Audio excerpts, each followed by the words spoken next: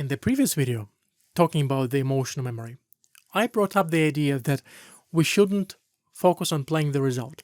We shouldn't focus on playing the notes and focus on how playing those notes appears on stage, externally, or once again, letting all of that be the primary goal of a performance. One of the reasons why it shouldn't be is that it leads to an inauthentic performance, and it also doesn't lead to an inspired performance. In this video, I'm going to expand on that idea and build up a few more points, as we'll cover another element of the system, which is called adaptations. Using adaptations allow us to communicate very subtle things. We use them to adapt, adjust, modify, mold ourselves to the situation, to the circumstances around us, and to the needs, whether our personal needs or needs of others. And when I say needs, it has a connection to our motives, our personal reasoning, purpose, the motivation of doing something, and the drive to do and to achieve something. I will be talking about adaptations more, but to give you a very quick example, I'm using adaptations right now as I'm talking to the camera, and I'm imagining that I'm talking to a group of people actually in front of me, rather than just a single lens with the microphone over here. I speak differently than I'm speaking 24/7. I use hand gestures a bit differently than I do in a normal life, and so on. So this is one of the examples of me adapting to the circumstance and me trying to use what's available to me at this particular moment to deliver the message that I would like to convey to every one of you watching this video. So as you can imagine, the way that Stanislavski's book is written as the journal from the acting classes and other activities in the theater, there is yet another story from the acting class. And the main teacher, he asked one of the students to pretend that the student has to leave the class for some urgent emergency, unforeseen circumstance. So the student started to adapt his body, his face, his voice, to make a very convincing performance that he hurt his leg so bad that he absolutely must visit the hospital. Because of the novelty of that situation and because of how convincing the act was, everybody was convinced that he has to leave. So then he returned back and he made it look that, well, he actually pranked everybody. And he was very pleased about that, and the teacher was very pleased about that as well, that he used adaptation to convince others, to communicate made up need to leave the class. The fact that the need was made up is beyond the point. That was the acting exercise. So the key point in adaptations is that we can reach our subconscious creative state. Everything that has been already stored in our psyche or our body. So we don't need to think about every single microscopic detail, or in other words, or gesture. And in other words, we don't need to micromanage ourselves. And the difference is huge. Imagine the difference between the teacher that needs to spell out everything for the student, every inflection of the phrase, every detail in the balancing, anything that's written in the score, note by note, versus another scenario where a student adapts oneself to the music.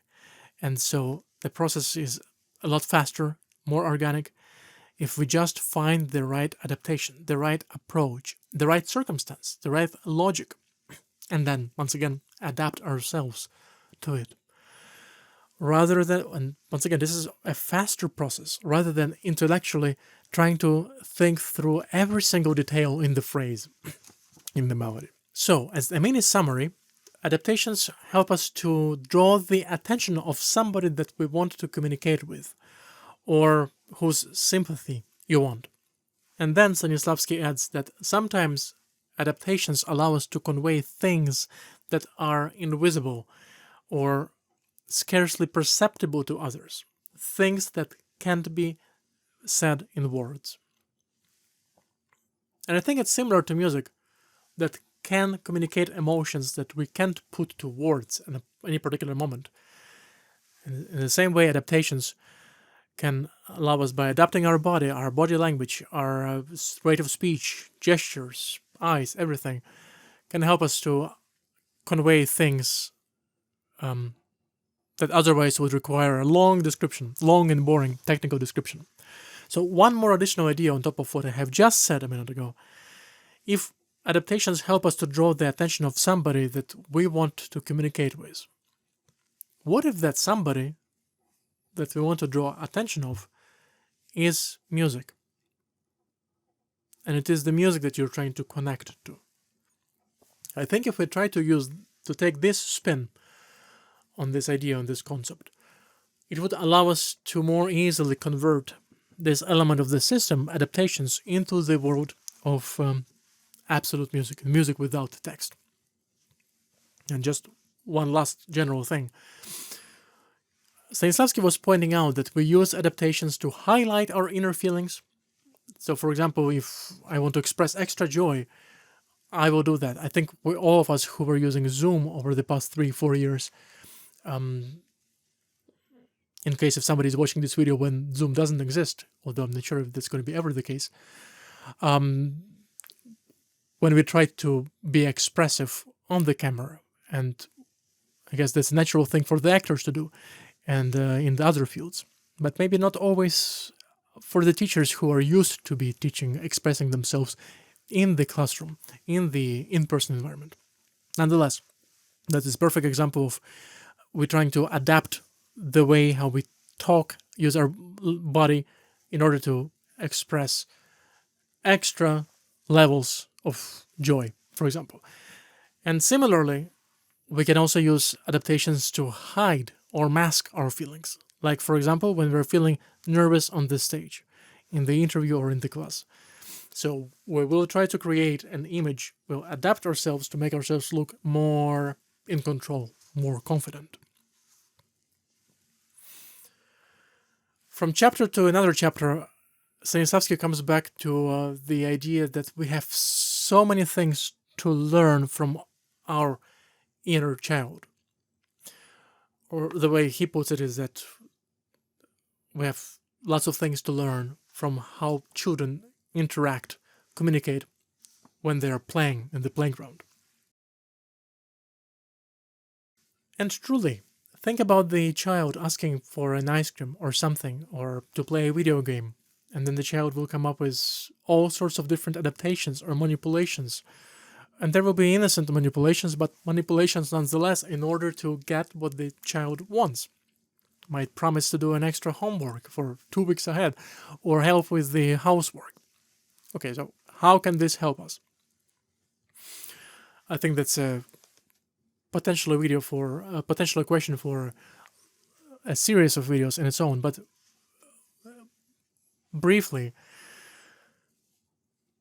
by reminding ourselves about this just fluidity of adjusting our act depending on what we need to achieve, both in the real world or in the world of art, of music.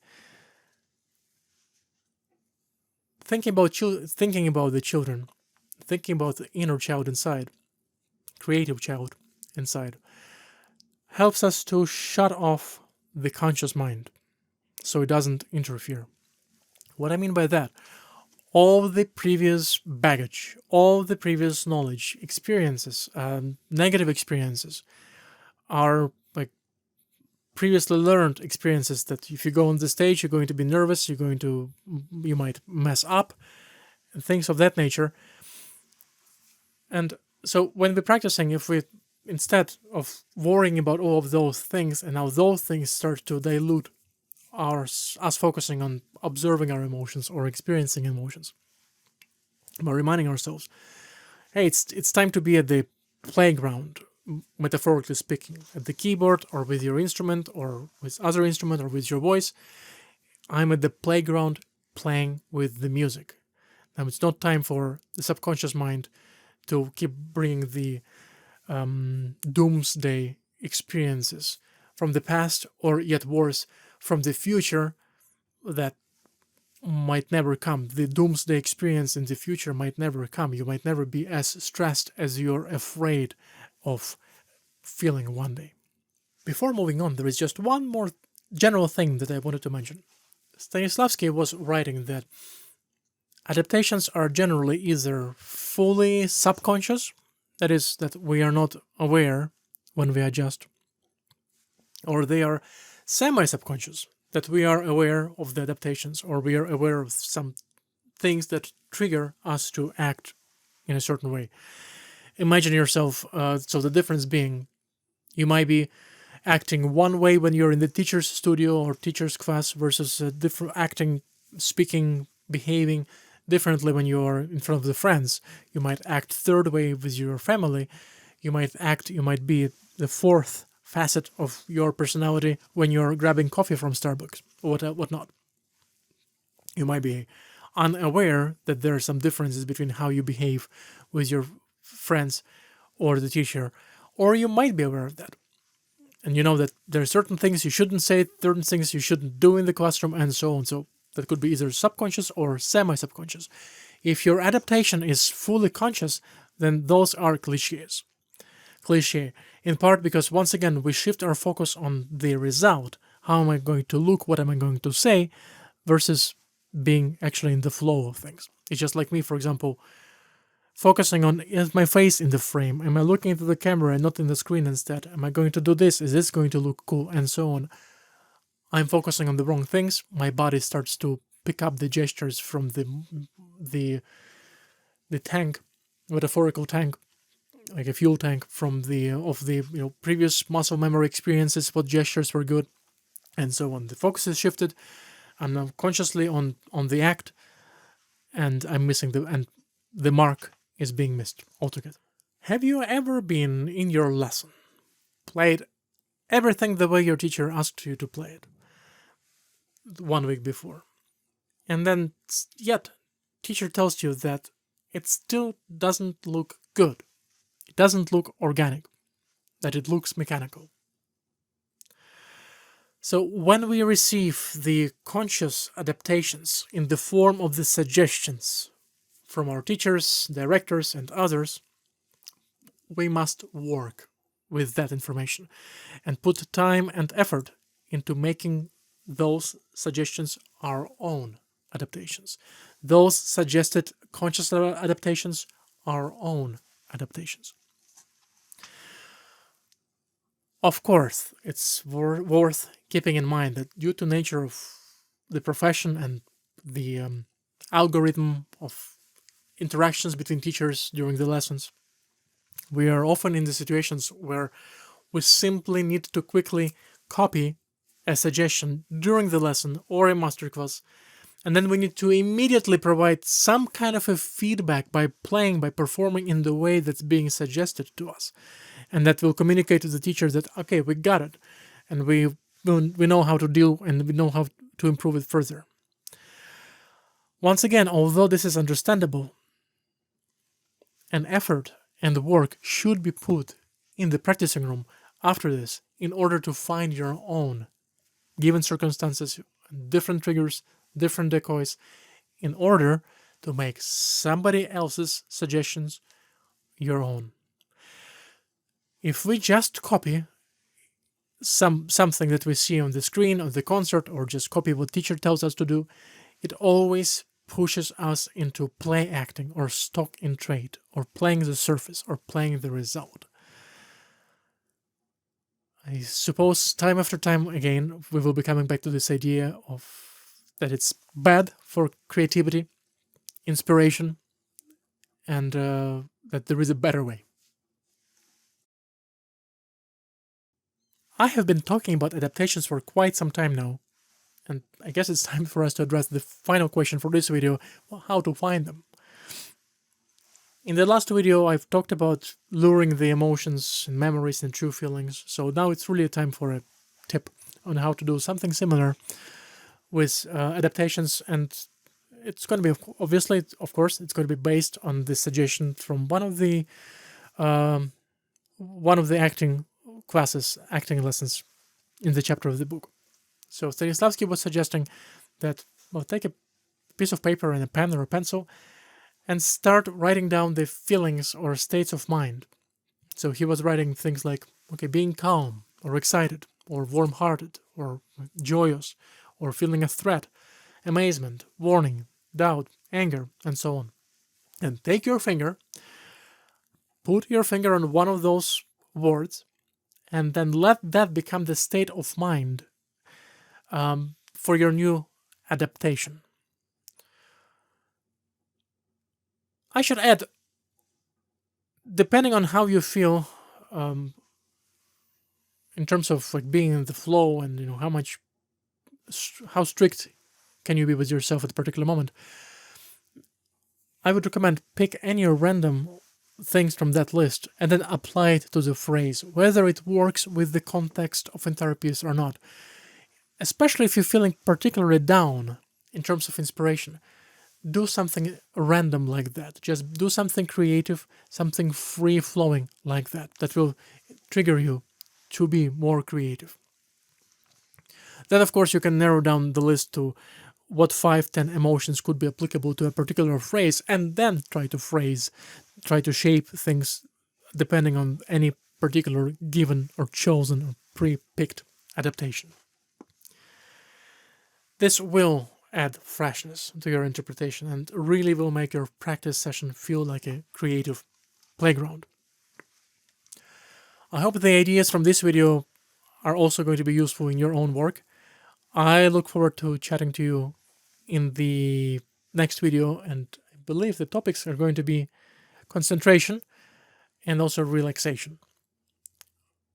I will see you in the next one. As always, happy learning, happy practicing, and have a wonderful week up ahead.